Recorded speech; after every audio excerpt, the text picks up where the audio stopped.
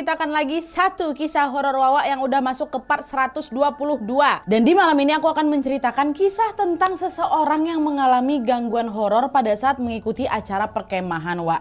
Nah, Wawa aku yang sebenarnya nggak peka dengan hal-hal mistis itu, tiba-tiba terbuka aja gitu mata batinnya. Sampai-sampai dia berkali-kali hampir dibawa ke sebuah kerajaan goib, Wak. Dan seramnya lagi, ternyata gangguan itu nggak berhenti di situ aja. Ada plot twist besar di akhir cerita yang berkaitan dengan lokasi perkemahan yang didatanginya. Nah, penasaran kalian sama kisah selengkapnya kan? Tapi tunggu dulu. Sebelum kita membahas kisah ini lebih lanjut, aku punya informasi penting yang mau aku sampaikan ke kalian semua. Seperti yang kalian tahu, KHW yang masuk ke email aku kan udah banyak kali nih, Wak. Ya, alhamdulillah 25.000 email. Dan pas ku cek dengan teliti lagi, kalian yang ngirim email ini ternyata tersebar nih dari seluruh Indonesia. Nah, dari situlah akhirnya tercetuslah ide kami untuk bisa membuat KHW spesial Nusantara atau kalian. Jadi nanti akan ada KHW dari masing-masing provinsi dari ujung Banda Aceh sampai ujung Papua. Nah, dari 38 provinsi di Indonesia, Wak, 37 provinsi diantaranya udah ada yang ngirim email ke kita. Cuma satu yang belum, itu Papua Pegunungan yang ibu kotanya Jayawijaya. Belum. Nah, nanti dari situ kami pilihlah salah satu perwakilan untuk bisa masuk di KHW Nusantara kita ya, Wak. Sisanya nggak angus, tenang aja kalian. Dan insya Allah KHW Nusantara ini akan kita mulai minggu depan, Wak, ya, pas di part 123. Urut tuh nanti satu persatu dari mulai Aceh, Sumatera Utara sampai ke Papua Barat. Jujur aku excited kali, Wak, dengan KHW Nusantara ini. Betul-betul terharu gitu loh, macam ketemu banyak keluarga baru dari seluruh Indonesia. Waktu ku cek mau Aceh ada, Sumatera Utara ada, Batam ada, oh semuanya ada, Masya Allah. Terima kasih banyak sekali lagi atas kesediaan kalian berbagi cerita horor kalian di sini kepada kami semua. KHW ada berkat kalian dan juga balik lagi ke kalian ya. Nah, jadi kayak gitu aja informasinya, Wak, ya. Semoga kalian excited juga nih sama kayak kita semua untuk menyambut KHW Nusantara. Dan sekarang baru nih, tanpa berlama-lama kita langsung masuk aja ke cerita yang tadi. Check it out.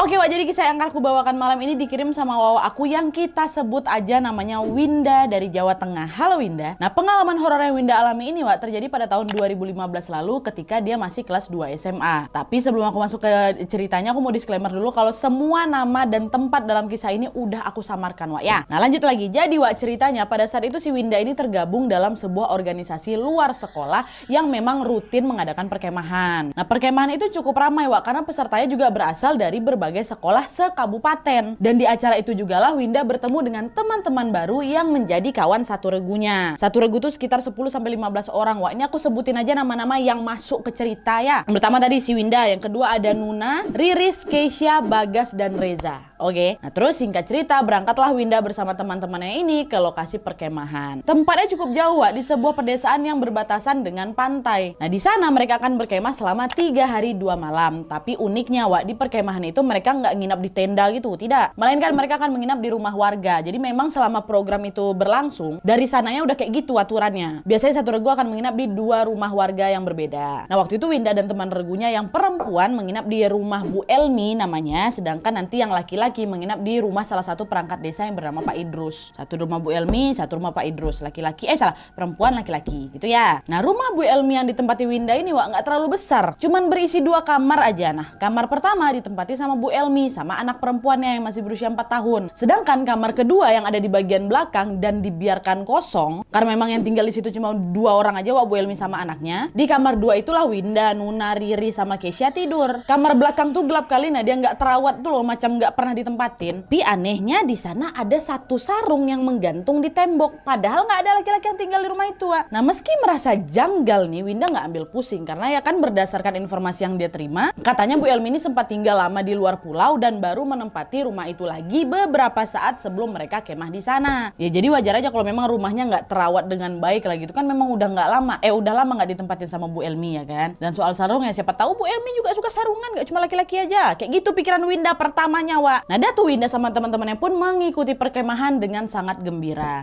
Sampai akhirnya menjelang sore, masih di hari yang sama nih, Wak, ya, banyaklah peserta kemah yang datang ke masjid untuk beribadah dan juga numpang mandi. Nah, karena di rumahnya Bu Elmi ini nggak ada kamar mandi, Wak, Winda sama kawan-kawannya pun jadi ya ikutan ngantri juga lah mandi di masjid. Tapi untungnya waktu itu Winda ketemu nih sama salah satu warga yang bernama Bapak Gio. Nah, Bapak Gio ini, Wak, menawarkan mereka untuk ya udah kalian mandi aja di rumah saya katanya. Dah lah tuh. Singkat cerita mereka menyetujui dan setelah mandi mereka sempat tuh ngobrol-ngobrol sama Pak Gio dan juga istri Pak Gio ya kan. Nah di momen itu Wak, dengan wajah khawatir Pak Gio nanya, gimana kalian di rumahnya Bu Elmi? Nyaman? Kalau nggak betah boleh loh kalian tinggal di sini aja, kata Pak Gio. Nah dengan nada bercanda Winda pun menjawab, alhamdulillah aman-aman aja kok Pak. Tapi paling nanti kami bakal sering kesini nih buat numpang mandi, kata siapa kan, kata Winda. Ya udah nggak apa-apa kesini aja.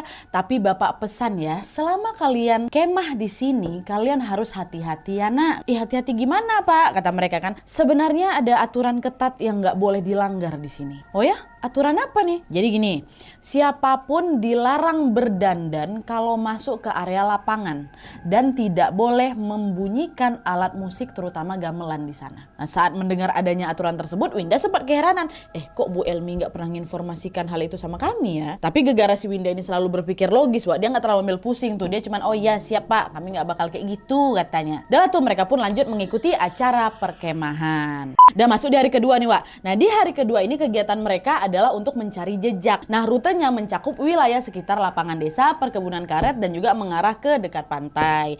Tapi waktu itu yang ikut kegiatan itu cuma perwakilan 5 orang aja per regu. Dan kebetulan si Winda ini nggak termasuk dalam 5 orang tersebut. Ya, dan 5 orang dari regunya pergi, sisanya tinggal. Nah karena nganggur Wak, Winda dan beberapa teman lainnya pun memutuskan tuh, Wak kita jalan-jalan aja ke pantai yuk katanya. Dah pergilah mereka ke pantai. Nah selama mereka di pantai udahlah mereka asik-asik foto-foto sambil bersenda gurau. Dan pada saat itu Winda juga lanjut lagi nih berjalan di sepanjang garis pantai sambil mengumpulkan kerang-kerang Wak. Nah, karena dia suka nengok kerang yang dia tangkap, diambillah satu kerang yang memang ukurannya kecil nih. Terus disimpan sama siapa nih? Sama si Winda. Nah pas lagi asik-asiknya main Wak, tiba-tiba datanglah ini 2 orang kakak pembina mereka yang menyusul mereka. Dari jauh si kakak pembina ini bilang, woi kalian ngapain di sana? Ayo balik, bentar lagi acara selanjutnya mau dimulai, kata si kakak ini. Nah mendengar teriakan itu dengan buru-buru mereka pun langsunglah berlari terbirit-birit kembali ke area perkemahan. Nah si Winda Wak yang ternyata punya riwayat sakit lemah jantung, dia memilih untuk berjalan pelan-pelan aja. Apalagi jalanan yang harus mereka lalui itu terjal dan penuh semak-semak yang semakin membuat si Winda ini nggak bisa berlari. Dah tuh Winda berjalan santai aja kan, ditemani juga sama Ririn dan Keisha. Sementara teman-teman lainnya sama 2 kakak pembina tadi udah jauh nih lari ke depan. Nah pas mereka masuk ke perkebunan karet Wak, tiba-tiba saja Winda, Ririn sama Keisha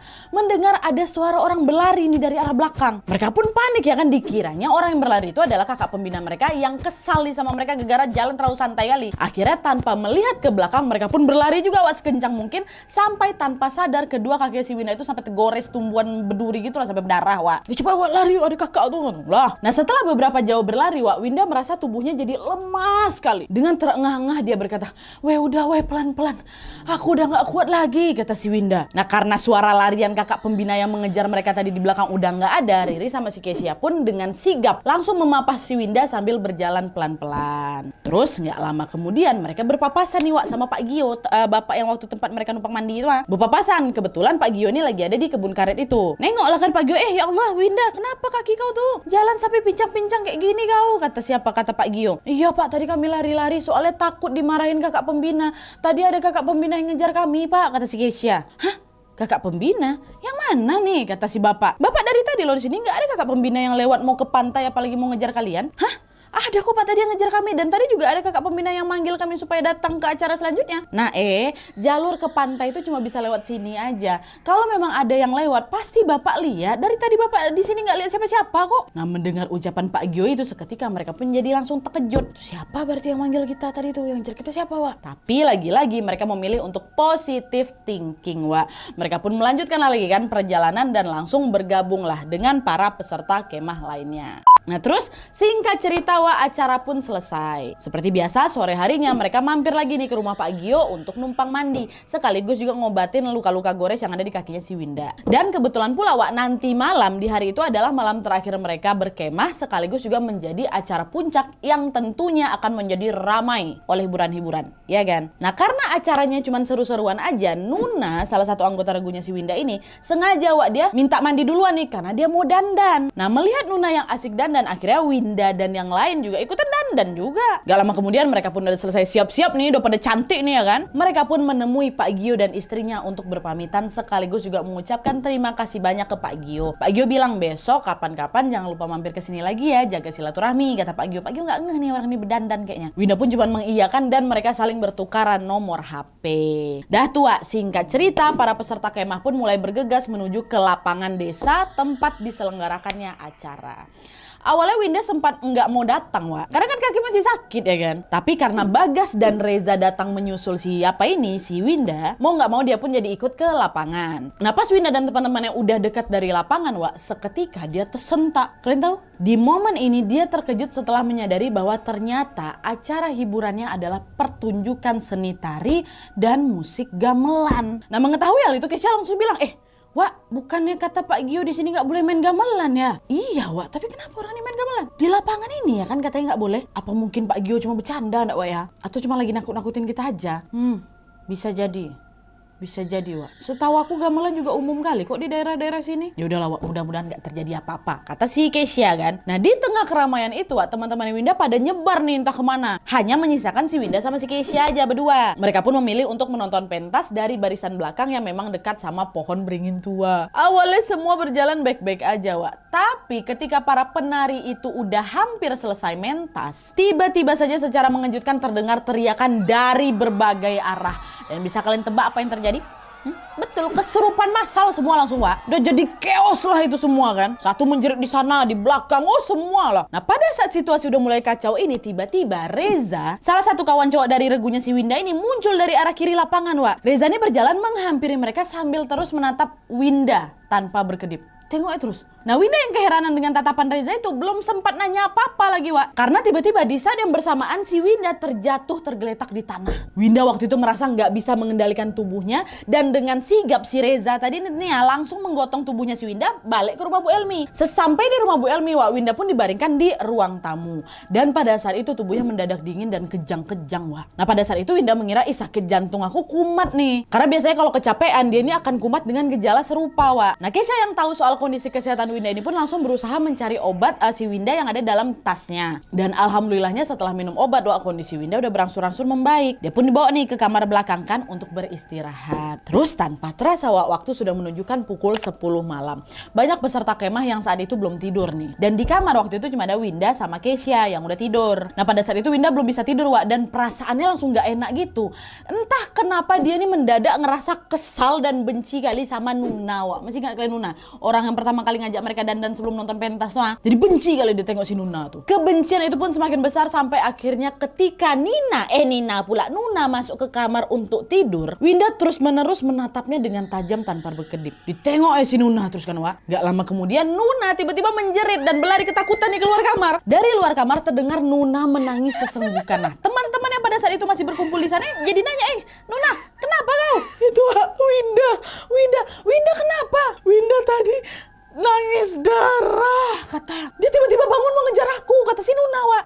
Bercanda kamu, gimana pula nangis darah nih? Tengok aja gue sendiri kalau gue gak percaya, kata Nuna. Nah Bagas yang sebenarnya peka dengan hal-hal gaib, Wak, langsung lah itu bergegas menghampiri si Winda ke kamar. Dan seketika si Bagas langsung bilang, kau bukan Winda, kau siapa? Nah mendengar pertanyaan Bagas, Wak, Winda gak jawab apa-apa nih. Tapi badannya mendadak kaku dan dia menjerit meronta-ronta. Di momen itu Bagas pun sadar bahwa si Winda telah kesurupan. Teman-temannya si Winda pun langsung membawa Winda balik lagi ke ruang tamu untuk disadarkan. Nah sesampainya di ruang tamu, Wak, Bagas nanya lagi, kau siapa? Kenapa tadi kau nakut-nakutin si Nuna? Nah Winda sebenarnya mendengar jelas pertanyaan dari si Bagas itu, tapi seluruh anggota tubuhnya itu gak bisa dikendalikan, Wak. Lalu tanpa sadar dia berkata, Nuna, dia seenaknya dandan di sini.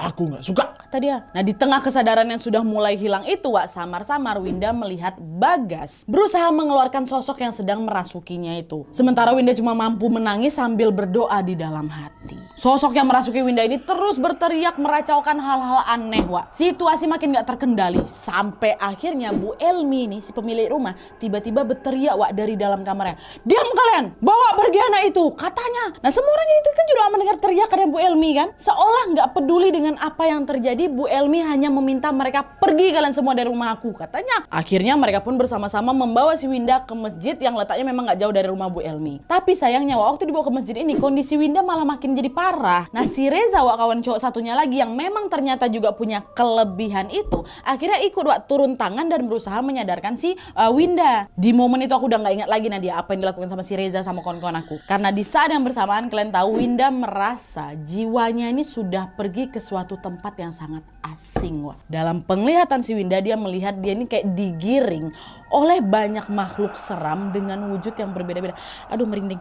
Ada sosok orang tanpa kepala Nadia, ada macan, ada kuntilanak, ibu-ibu parubaya, ada anak kecil, banyak lah. Mereka semua ini menggiring Winda menuju ke bangunan megah yang tampak seperti istana atau kalian. Dan ketika pintu gerbang istana itu dibuka, Winda langsung sadar bahwa apa yang sedang dilihatnya itu bukanlah dunianya. Masuk ke mana dia nih?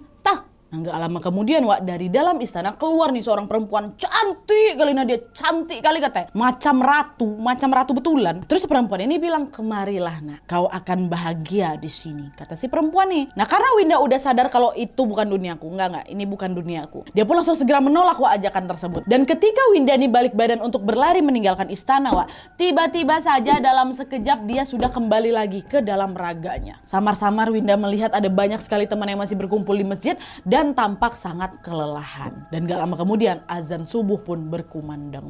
Untung bisa balik ya si Winda nih. Nah setelah Winda sepenuhnya sadar dari kesurupan dia pun bergegas membereskan barang-barangnya. Karena di hari itu acara perkemahan kan udah selesai kan. Nah pas dia mau balik lagi ke rumah Bu Elmi lagi-lagi Winda merasa seperti ada sosok laki-laki yang berlari mengejarnya dari belakang. Kejadiannya sama persis kali Nadia waktu aku pulang dari pantai kemarin tuh Entah itu hanya perasaan aja atau apa tapi karena ketakutan Winda pun memilih untuk terus-menerus memejamkan mata. Dia baca doakan, tapi suara lari di belakang ini masih ada Udah tuh singkat cerita, tepat sebelum acara perkemahan dibubarkan tiba-tiba Bagas, kawan yang pertama kali nyadarkan si Winda, datang nih menghampiri si Winda dan mengatakan sesuatu yang membuat Winda lumayan tercengang. Bagas bilang, Win, aku nggak tahu ini kebetulan atau bukan ya, tapi aku ngerasa ada yang janggal lah Win. Tadi malam tuh sebelum kau kesurupan, sebelum kita semua pergi ke lapangan buat lihat pentas, sebelum semua ini terjadi, aku sempat ngelihat Reza lagi bakar dupa Win. Hah? Serius kau? Buat apa dia bakar dupa? Nah itu dia aku nggak tahu tapi aku punya feeling, aku ngerasa itu pasti ada hubungannya sama kejadian-kejadian mistis malam lah Nah mendengar ucapan Bagas itu Winda langsung bertanya-tanya, apa yang lagi dibuat sama si Reza ini? Kenapa kemarin aku sampai kesurupan? Dan sebenarnya aku nih kenapa? Aku bikin salah apa? Winda pun terus merenungi perbuatannya itu selama berada di perkemahan itu. Dia menduga kejadian horor yang menimpanya adalah karena tanpa sadar dia sempat nih berbuat salah. Diingat-ingatnya lagi ya kan, mungkin pertama dia sama kawan-kawannya kurang beribadah di situ. Terus kedua, dia ini sempat mengambil kerang kan di laut. Dan yang ketiga, dia melanggar larangan untuk tidak berdandan pada saat memasuki lapangan. Ini yang mana nih? Tiga-tiga ini yang mana yang salah besar aku sampai aku kesurupan nih? Ada banyak pikiran dan pertanyaan berkecamuk di dalam pikirannya si Winda waktu itu. Tapi lagi-lagi dia mencoba menepisnya karena toh udahlah santai lah, sebentar lagi aku juga udah mau balik ke rumah kok gitu. Dah tuh sebelum pulang Winda sama kawan-kawannya pun menyempatkan diri untuk berpamitan dan juga berterima kasih pada Bu Elmi karena sudah berkenan menampung mereka tuh selama ada di sana ya kan. Tapi lagi-lagi baru saja Winda ini mau melangkahkan kakinya masuk ke dalam rumah Bu Elmi, tiba-tiba Winda terjatuh lagi lemas, tak sadarkan diri, pingsan. Dan di momen itu untuk kedua kalinya Dinda merasa sedang digiring menuju ke kerajaan megah yang dia tengok semalam tuh. Di sana Winda kembali lagi menolak ajakan si ratu itu dan dia berusaha untuk balik lagi ke raganya. Nah pas si Winda udah sadar ternyata di sebelahnya udah ada Pak Gio. Ternyata pada saat si Winda ini kesurupan teman-teman yang meminta bantuan Pak Gio untuk menyadarkan si Winda. Dan di momen itu jugalah Winda akhirnya tahu kalau ternyata Pak Gio ini adalah kuncen atau juru kunci di desa tersebut. Pak Gio bilanglah ke si Winda kan, nanti pada saat kamu sudah keluar dari pintu masuk desa ini, semuanya akan otomatis terlepas kok nak. Kamu gak usah khawatir. Kamu akan pulang dengan selamat. Tapi nanti kalau ada apa-apa hubungi bapak ya, kata Pak Gio. Dan apa yang disampaikan sama Pak Gio itu betulan terjadi. Di perjalanan pulang ketika Winda sama rombongannya sampai di pintu desa tuh gak lama kemudian dia sadar dari pingsannya dan di momen itu juga dia merasa semuanya sudah kembali normal. Tapi tahan dulu, ceritanya nggak selesai sampai di sini aja. Tanpa disangka-sangka gangguan mistis yang Winda alami selama kemah itu terulang kembali nih setelah dia balik. Nah jadi ceritanya Wak, beberapa bulan setelah Winda ini pulang kemah, dia mulai merasa ada yang aneh dengan diri aku Nadia. Sampai suatu hari ketika si Winda sekolah, tiba-tiba dia jadi pucat dan tubuhnya lemas. Nah teman-teman yang khawatir dengan kondisi Winda langsunglah membawa si Winda ke UKS. Tapi sesampainya di UKS Wak, ternyata Winda jadi nggak sakit lagi, langsung sembuh. Enggak juga. Di momen itu untuk kesekian kalinya Winda kesurupan lagi Wak. Dan setiap kali dia kesurupan Wak, lagi-lagi si Winda ini merasa sedang digiring ke istana goib tuh lagi Padahal udah balik rumah tuh. Segala upaya dilakukan sama teman-temannya, akhirnya Winda berhasil disadarkan kembali. Tapi Wak, sejak kejadian itu si Winda ini jadi sering kesurupan tuh loh. Winda juga jadi sering linglung dan bahkan suka nangis sendiri. Nah karena kondisinya belum juga membaik Wak, orang tua Winda pun memutuskan membawa Winda ke salah satu kiai yang memang terkenal di sana untuk ruqyah. Nah pas di ruqyah Wak, ternyata ada banyak kali sosok-sosok yang merasuki si Winda. Sampai ada siluman ular Nadia. Pak Kiai pun terus membaca doa dan berusaha mengeluarkan sosok-sosok tersebut. Di momen itu Pak Kiai memindahkan mereka-mereka ini ke tempat lain Wak, dan membuat perjanjian agar mereka mau berhenti mengganggu si Winda. Sampai akhirnya setelah beliau yakin udah nggak ada lagi nih sosok yang tersisa di badan si Winda, Winda pun diminta untuk mandi dengan menggunakan air garam. Dan setelah melewati proses ruqyah yang begitu panjang dan melelahkan itu, Winda pun nanya lah ini ke Pak Kiai. Pak, sebenarnya saya ini kenapa Pak? Kenapa tiba-tiba jadi sering kesurupan saya nih? Mendengar pertanyaan Winda, Pak Kiai pun menjawabnya dengan mengatakan sesuatu yang membuat Winda shock kali Wak. Beliau bilang, sebenarnya kamu bukan gak sengaja kesurupan. Nah, ada orang yang memang sengaja membuka mata batin kamu. Dia lagi cari perhatian. Pengennya dia jadi pahlawan dengan pura-pura nolongin kamu. Tapi ternyata ilmu yang dia punya ini tidak sebanding dengan makhluk-makhluk yang ada di tempat kemah kemarin. Itulah kenapa kamu bisa jadi separah ini. Nah, jadi ternyata ada orang nih. Orang dibuka pintu si Winda nih lah. Sampai sosok masuk, nanti dia nih yang datang. Mau menyelamati si Winda, tapi ternyata ilmunya belum apa-apa Wak. Kayak gitulah kurang lebih. Nanyalah si Winda, siapa Pak orang udah tega kayak gitu kali sama saya? Gini Nak, Bapak nggak bisa sebutin, tapi Bapak yakin kamu pasti udah bisa nebak dia siapa. Setelah mendengar cerita Pak Kiai kan Wak, Winda berusaha lagi tuh mengingat kembali kejadian-kejadian yang memang dia alami selama di perkemahan. Lalu Winda pun sadar bahwa selama di sana ada dua teman laki-lakinya yang suka nolongin dia. Ingat kan? Pertama si Bagas, yang kedua si Reza. Winda ingat waktu itu si Bagas pernah bilang, katanya dia sempat melihat Reza membakar dupa di lapangan desa sebelum acara dimulai, ya kan? Dan selain itu Winda juga ingat bahwa pada saat dia pertama kali kesurupan, Reza lah yang sempat menatapnya tanpa berkedip dengan gelagat aneh. Masih ingat gak kalian? Langsung datang si Reza nih, tengok kayak gini, cengok ke si Winda. Nah dari situlah Wak, Winda yakin kalau Reza lah dalang di balik ini semua. Tapi lagi-lagi karena dia nggak mau ngambil pusing nih, yang penting aku udah di ruqyah, udah nggak bisa juga aku ketemu sama si Reza kok Nadia. Sosok-sosok yang udah dilepaskan, ya udahlah cukup tahu aja aku, kata si Winda Wak. Nah setelah di ruqyah, Winda pun melanjutkan hari-harinya seperti biasa dan dia semakin menjadi rajin beribadah. Tapi Wak, tepat ketika dia mulai merasa kalau segala sesuatunya sudah kembali normal, dengan segera Winda sadar bahwa dugaan aku salah nih. Kenapa? Karena setiap kali si Winda ini sholat Wak, dia selalu merasa seperti ada yang mengawasi dia gitu. Hati aku jadi gak pernah tenang Nadia, aku juga jadi sering murung jadinya. Balik lagi aku tiba-tiba nangis sendiri. Dan yang paling janggal adalah Winda ini secara otomatis menolak setiap ada laki-laki yang mendekatinya Wak. Karena udah ngerasa ada yang gak beres nih, Winda cerita lagi lah ke orang tuanya kan. Pakainya masih ada yang gak beres nih Pak dalam diri aku. Belum terlepas semua gak Pak ya? Karena khawatir orang tuanya si Winda ini pun kembali membawa Winda ke Pak Kiai tadi untuk diruqyah lagi Wak. Nah di ruqyah yang kedua ini akhirnya ketahuan lah itu semua Wak. Ternyata ada nih satu sosok yang masih mengikuti si Winda. Beliau mengaku beliau kesulitan dalam melepaskan si sosok ini Wak. Pak Kiai bilang Wak, kalau kesurupan Winda ini gak biasa. Selain dirasuki sama banyak makhluk, sepertinya ada satu sosok yang terlanjur suka sama si Winda. Dan sosok inilah yang masih menempel sama kamu Winda, kata Pak Kiai. Mendengar ucapan beliau Wak, seketika Winda sama orang tuanya jadi terkejut lagi. Kalau memang betul ada sosok yang suka sama si Winda, kemungkinan besar sosok itulah yang sudah membuat Winda ini selalu menolak setiap kali ada laki-laki yang deketin dia ya kan. Nah untuk mengetahui hal tersebut, Pak Kiai pun meminta Winda untuk menceritakan dengan detail apa saja yang sudah terjadi selama di perkemahan. Dan setelah Winda selesai bercerita, Pak Kiai barulah bilang, sepertinya ada yang harus diselesaikan nak di sana. Saya sarankan kalian kembali lagi ke tempat itu secepatnya. Kata Pak Kiai, disuruh balik lagi ke tempatnya desa Bu Elmi itu. Udah tua, setelah mendapatkan saran dari Pak Kiai tersebut, tanpa berlama-lama lagi, mereka pun langsung menuju ke desa tempat Winda kemah kemarin tuh. Dan untungnya Winda kan masih nyimpan nomor HP Pak Gio tuh. Dia pun langsung hubungi beliau dan mengabarkan bahwa bapak saya beserta keluarga lagi OTW perjalanan ke desa Pak ya. Katanya, oh iya nak, kami tunggu. Sesampai di rumahnya Pak Gio, Winda dan keluarga pun langsung dipersilakan masuk. Dan seolah sudah paham dengan apa yang sedang terjadi, Pak Gio pun segera menceritakan sesuatu yang lagi-lagi membuat mereka semua terkejut, Wak. Nah ini nih, ini part yang aku bilang plot twist di akhir cerita. Kalian tahu, di momen itu Pak Gio bilang, nak Winda maaf bapak baru bilang sekarang. Bapak kira setelah kamu pulang kamu bakal baik-baik aja. Ada sesuatu yang harus kamu tahu nak. Sesuatu apa Pak? Ada apa ini sebenarnya? Kamu ingat waktu kamu ke pantai kamu bilang kalau ada yang ngejar kamu dari belakang? Iya Pak ingat, siapa tuh dia? Dia bukan pembina kamu nak. Dia memang sosok yang udah lama ada di sana. Dulu nak, di pantai itu ada laki-laki yang meninggal karena tenggelam pada saat mancing. Dan laki-laki itu adalah anak dari orang yang rumahnya kamu tempati pada saat kemah di sini. Hah? Bu Elmi Pak? Itu anaknya Bu Elmi yang meninggal? Iya, betul.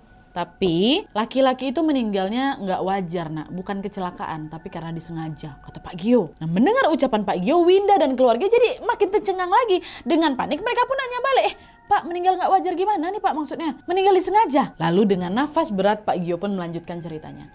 Udah jadi rahasia umum nak, Bu Elmi sebenarnya pakai pesugihan. Anak laki-laki yang tenggelam itu adalah tumbalnya. Dia korban dari ibunya sendiri. Dan setelah kejadian itu biar kamu tahu ya, Bu Elmi ini menikah lagi. Lalu pindah dia keluar pulau. Kami juga nggak tahu tuh kenapa tiba-tiba sekarang Bu Elmi balik lagi ke desa ini untuk menempati rumah itu lagi. Iya Allah Pak. Jadi yang ngejar saya kemarin itu anaknya Bu Elmi. Tapi kenapa saya dikejar sama dia Pak? Nah sosok itu sepertinya udah ngerasa cocok sama kamu Winda. Dia ngerasa terpanggil waktu kamu ngambil kerang di pantai itu. Nah pas dia ngikutin kamu ternyata kamu tinggal di rumah ibunya yang dulu juga jadi rumahnya dia. Dan satu hal lagi, Bapak tahu kamu tidur di kamar belakang kan? Itu dulunya kamar si anak ini nak. Kata siapa Pak Gio? Apa yang disampaikan sama Pak Gio itu bagaikan petir di siang bolong Nadia. Aku sama keluargaku kaget sekaget-kagetnya. Winda pun segera meminta tolong Pak Gio untuk membantunya melepaskan sosok itu. Sebagai kuncian Pak Gio tahu betul bagaimana cara membersihkan Winda. Dan untungnya juga setiap kali si Winda ini kesurupan, dia kan selalu menolak itu pada saat digiring ke istana goib tuh kan Wak. Makanya itulah Wak, jiwanya si Winda ini sepenuhnya masih ada di sana. Di sana tuh maksudnya di Windanya. Sehingga lebih mudah untuk dibersihkan. Nanti kalau misalnya jiwa aku udah tertahan di istana tuh yang bakal susah kali aku dibersihkan. Nah dah tuh singkat cerita Pak Gio pun membantu Winda agar bisa terlepas dari sosok laki-laki anaknya Bu Elmi ini. Pak Gio pun membuat perjanjian dengan sosok tersebut dan memintanya untuk tidak lagi mengganggu Winda. Dan setelah melewati proses negosiasi yang begitu alot, alhamdulillahnya sosok itu mau menerima Wak. Dan dia juga berjanji untuk tidak lagi mengikuti Winda. Akhirnya baru nih Winda pun dapat melanjutkan hidup seperti biasa. Alhamdulillah. Oke Wak, jadi itu tadi kisah tentang Winda yang mendapatkan gangguan mistis pada saat kemah. Jujur menurut aku kisah ini serem kali Wak. Winda nggak hanya dirasuki oleh sosok-sosok yang ada di istana goib, tapi ternyata dia ini juga disukai oleh korban tumbal yang tak lain tak bukan adalah anaknya Bu Elmi ya kan. Dan kata Winda Wak, sosok anak Bu Elmi ini sebenarnya pernah muncul lagi. Nah dia ini aku kasih tambahan sedikit lah ya. Jadi dulu Wak, Winda sama keluarganya pernah dipelet gitu lah sama seorang laki-laki yang ingin menikahi si Winda. Semua keluarganya kena Wak, tapi anehnya cuma Winda aja nggak mempan tuh kalian. Nah konon katanya Winda ini nggak mempan di pelet karena ternyata dia dilindungi sama sosok anak Bu Elmi itu, masih lekat juga, cuma mungkin nggak pernah menampakkan diri apa kayak gimana Nadia. Ya bedanya kali ini dia datang untuk menjaga si Winda, bukan mengganggu. Dan kata Winda Wak, kalau Winda mau betul-betul lepas dari sosok itu, Winda ini harus menjaga kesuciannya sampai dia menikah. Dan betul aja 7 tahun kemudian Winda pun akhirnya menikah, dan tepat setelah ijab kabul dia merasa bahwa dia tidak lagi peka dengan hal-hal goib. Winda akhirnya betulan terlepas dari teror mistis yang selalu menghantuinya dan dia bisa melanjutkan hidup dengan tenang. Kita doakan semoga Winda dan keluarganya selalu berada dalam lindungan Allah Subhanahu wa taala, Wak, ya. Amin ya rabbal alamin. Oke, Wak, jadi sekian dulu videonya. Terima kasih banyak yang sudah menonton. Kalau kalian suka video ini, klik like-nya. Jangan lupa komen di bawah untuk ide dan saran-saran untuk video selanjutnya. Jangan lupa nyalain notifikasinya supaya kalian tahu kalau aku upload video baru. And as always, jangan lupa untuk klik tombol subscribe supaya kalian sama-sama tahu informasi menarik dan menegangkan dari channel aku. See you next video, Wak. Bye.